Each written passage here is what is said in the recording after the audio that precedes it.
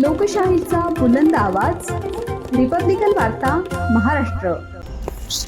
केंद्रीय जिल्हा परिषद शाळा वलांडीतील बालके लघुशंकेच्या दुर्गंधीने त्रस्त, वरिष्ठ प्रशासनाने त्वरित दखल घेण्याची गरज।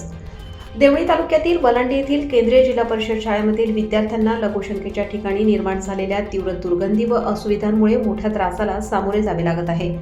या शाळेत तब्बल 220 विद्यार्थी शिक्षण घेत असून या केंद्रांतर्गत 16 शाळा व 16 संस्था कार्यरत आहेत। एवढ्या मोठ्या विस्तार असलेल्या केंद्र शाळेत मूलभूत स्वच्छतेच्या सुविधा नसल्याने पालकांमध्ये तीव्र संताप व्यक्त होत आहे। विद्यार्थी लघुशंकेसाठी जात असताना त्या ठिकाणी पाणी जाण्यासाठी व्यवस्था नसल्याने अनेकदा पाय घसरून पडण्याच्या घटना घडत आहेत। घसरून पडलेली मुले त्याच अवस्थेत वर्गात किंवा थेट घरी जात असल्याचे चित्र आहे। परिणामी वर्गांमध्ये दुर्गंधी पसरत असून संपूर्ण शालेय वातावरण दूषित होत आहे। या दुर्गंधीमुळे विद्यार्थ्यांच्या आरोग्यावर गंभीर परिणाम होण्याची शक्यता नाकारता येत नाही। लहान मुलांना त्वचारोग, संसर्गजन्य आजार तसेच श्वसनाचे त्रास उद्भवण्याची भीती पालकांनी व्यक्त केली आहे। दरम्यान या शाळेसाठी शाळा व्यवस्थापन समितीची निर्मिती होऊन 2 महिने उलटून गेले असले तरी अद्याप एकही बैठक घेण्यात आलेली नाही।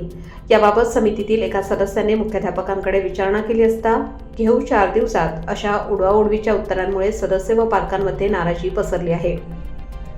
इतक्या मोठ्या विद्यार्थी संख्येच्या शाळेत स्वच्छतागृहांमध्ये पाण्याची व्यवस्था, नियमित साफसफाई आणि योग्य देखभाल करणे ही प्रशासनाची जबाबदारी असताना याकडे पूर्णतः दुर्लक्ष होत असल्याचा आरोप पालकांकडून करण्यात येत आहे।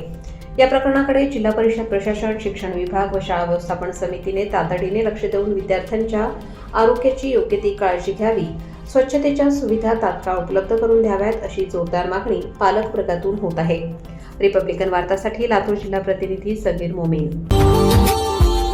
Subscribe now and press the bell icon. Never miss an update.